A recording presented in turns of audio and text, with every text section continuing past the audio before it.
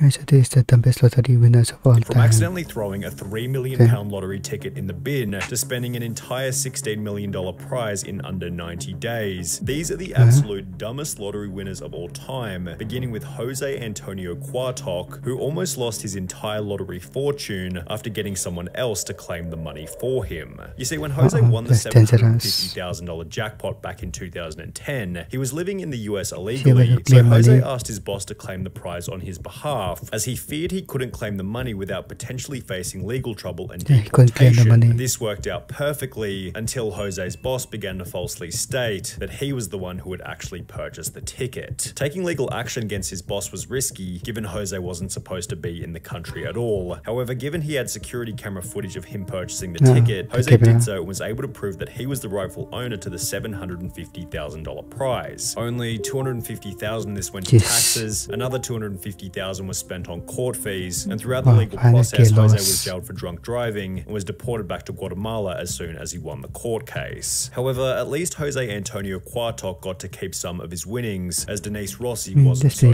fortunate. When Denise won a jackpot of $1.3 million back in 1996, she'd been married to Thomas Rossi for over 25 years, yet their relationship was apparently lacking in transparency, as Denise didn't tell her husband about the win and instead filed for divorce only 11 days after buying the lucky ticket. I was afraid to tell Thomas because I knew he would try to take the money away from me. I went to the Lottery Commission office and told them I was married but contemplating divorce. They told me to file before I got my first check, which I did. Denise was initially successful in hiding the money from her now ex-husband, as for a whole 2 years after their divorce, Thomas had no idea that Denise had ever won the lottery. However, in May 1999, a letter was sent to Thomas's home address asking if Denise was interested in a lump sum buyout of her lottery winnings. This was the first Thomas knew about the lottery prize. He confirmed that Denise was a winner with the California lottery, and given they were still married at the time of the win, Thomas launched a lawsuit stating that he was entitled to half of the prize money. The judge specifically found that Denise's failure to disclose the lottery winnings constituted fraud, oppression, and malice, and as a result, the trial court awarded Thomas 100% of the lottery winnings, which left Denise with less than nothing, considering she also had to pay for her own legal fees. However, Denise's loss of $1.3 million was still nothing in comparison to Evelyn Adams. Dubbed the luckiest woman in America, Evelyn Adams became the first person in human history to win the lottery twice, initially for $3.9 million in October 1985, before winning another $1.4 million only 4 months later. With the probability of this win being approximately 1 in 17.3 trillion, Evelyn seemed to realize that she had no lottery luck left by stating that she was going to quit playing, and instead began to buy various businesses, including the convenience store where the lucky tickets had been purchased. While you could argue that this was a smart move, Evelyn still hadn't fixed her gambling problem, and instead of buying more lottery tickets, she instead took the rest of her winnings to the Atlantic City casinos, where she lost her entire remaining fortune to the slot machines. Without any money left, her businesses failed one after the other, and by 2012, Evelyn was living in a trailer park, while stating to the media, winning the lottery isn't always what it's cracked up to be. Kelly Rogers likely had a similar outlook, as after winning over £1.8 million at the age of only 16, her life was also ruined. Initially, Kelly stated, "I will not go wild and spend loads. I'm going to take some advice and see an accountant. Hopefully I will make us all comfortable. I want to help my family, but I won't change. I just want a normal home, nothing posh. I just want a normal car as well." However, as soon as she received the money, Kelly instead spent £11,500 on 2 boob jobs, £300,000 on clothes, makeup and tattoos, as well as £85,000 on top of the range sports cars. Kelly spent a further £250,000 on holidays to locations including Mexico and Euro Disney, £118,000 on gifts to former boyfriends, £190,000 in unreturned loans to friends and family members, and £50,500 on solicitors' fees, all of which being purchased while she was still in high school. Kelly did make a few smart purchases, such as an £180,000 bungalow and a £96,000 home for her mum. However, by the end of the year, Kelly was back to square one, being on welfare with only £2,000 left in her account. She since stated, "It was too much money for someone so young. Even if you say your life won't change, it does, and often not for the better." Yeah, I just wish I was a bit older at the time of winning it, because I think at 16 you're still just a child, and overnight you've just got to grow up and become an adult. Which is probably why she's now an advocate for raising the UK's legal gambling age from 16 to 18. Kelly Rogers certainly spent her money poorly. However, at least she had the chance to spend it, as 25-year-old Amanda Clayton from Detroit was no longer alive by the end of her spending spree. When Amanda won the $1 million jackpot back in 2011, it seemed as though her life had been changed overnight. However, her win quickly became controversial after the media learned that she was still collecting food stamps and benefit payments despite having won the lottery. Detroit woman is now the second lotto winner in the state to keep taking food stamps after hitting it big. And Amanda Clayton, who won $1 million and took home a $700,000 lump sum, the 24-year-old says even though she now owns 2 homes, she figured she was still allowed to use a bridge card. After being confronted about the behavior, Amanda had the following to say. I thought that they would cut me off, but since they didn't, I thought maybe it was okay because I'm not working. And shortly thereafter, she was charged with 2 felony counts of welfare fraud and was ordered to pay back the $5,500 worth of food stamps she'd received. While Amanda quickly paid the $5,500 back, she never got the chance to spend the rest of the money, as only 6 months later she would unfortunately overdose in one of her 2 homes. He says she was tormented by the fame and the problems that came with winning the lottery. What's the point of having money if you're not going to have happiness? He says she didn't want the money anymore and bought things for her family and set up college funds for her children. He says she only had $67,000 of her winnings left. The end to Amanda Clayton's story was somewhat unexpected. However, a 2-second glance at Ryan McGee is more than enough to predict that this lottery win would eventually end in disaster.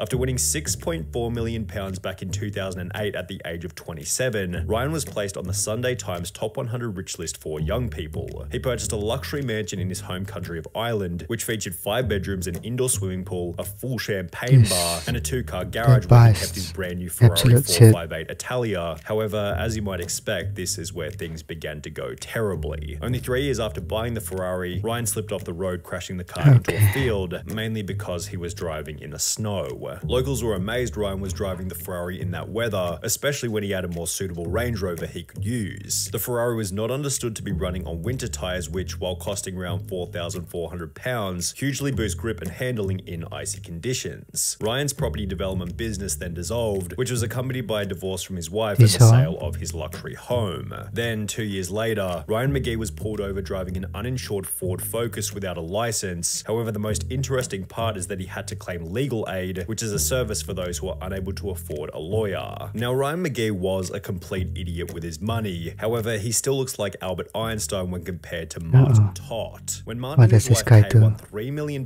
back in 2001, they didn't go in to claim the prize because, well, they had no idea that they were winners. They'd purchased a ticket in passing, completely forgotten about it, and would only come to realize that they were the winners after hearing about the unclaimed prize over 6 months later. The main problem was that at some point, the ticket had been misplaced or thrown out completely. Despite frantically searching, the pair couldn't find their ticket, but were sure they had won because the jackpot numbers matched the ones they used every week. Computer records in their local Londis proved Kay really had purchased the ticket, and the thrilled pair rushed to tell lottery organizer Camelot to claim their prize. But they fell victim to a little-known rule stating lost tickets must be reported within 30 days. After 45 days of deliberation, Camelot told the devastated couple that they would not be collecting the jackpot, and as a result, the couple's marriage eventually came to an end. We'd only known each other for 2 years, and the lottery ordeal quickly highlighted our differences. All we did was bicker. Sadly, both of us agreed we should split, and Kay moved out. Martin seems to have convinced himself that losing the ticket ended up being a good thing, having stated, "For a long time I lost sight of who I was and what I believed in, but I can honestly say I'm glad I didn't get the $3 million now.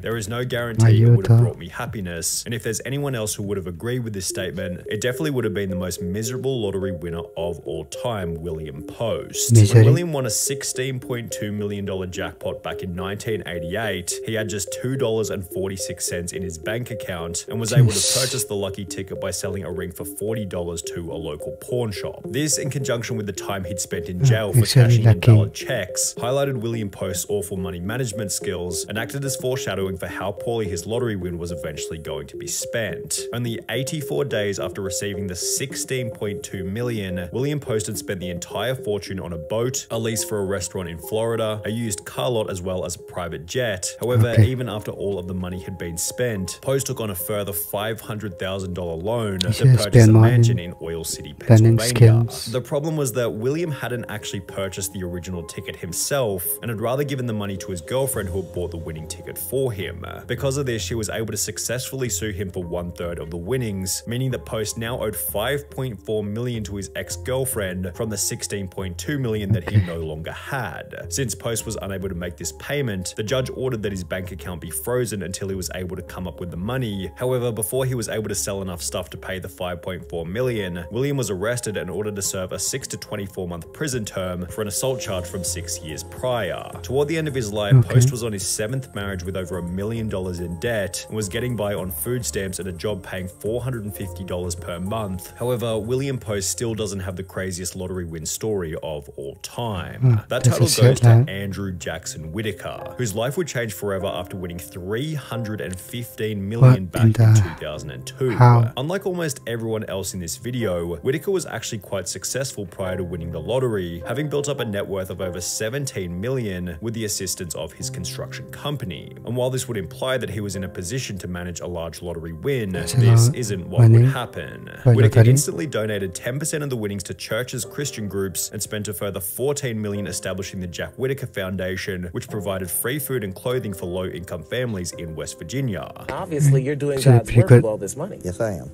I'm helping a lot of people, and I plan to help a lot more. He then drove back to the convenience store where he had purchased the ticket before giving the clerk a $44,000 check, a $123,000 house, and a brand new Jeep Cherokee, which was followed by Whitaker buying himself a Lamborghini, in which he'd drive around his neighborhood throwing money out of the window. After flaunting this wealth, his Lamborghini was broken into, where thieves stole $545,000 in cash. However, this apparently wasn't much of a wake-up call, as his car was then broken into for the second time, resulting in the loss of a further $200,000 cash. Jack Whitaker's granddaughter passed away, his daughter then passed away, which was followed by a divorce with his wife. And now you've lost your granddaughter, you're about to be divorced from your wife. Where does this ever end? Leading him to state that he had lost everything. I pretty much lost everything I held dear in my life. You got lots of money. Money has never meant anything to me. You have to have money to exist in this world, but money doesn't rule the world. Money is not what makes people happy. And that he wished he had never purchased the lottery ticket in the first place. My wife had said she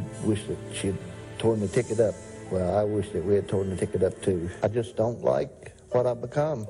The last guy had to be the most unluckiest man of all time. The stories are actually dumb though. They should have kept the money on bank account or maybe learn some new skills or experience. Without the pronounces,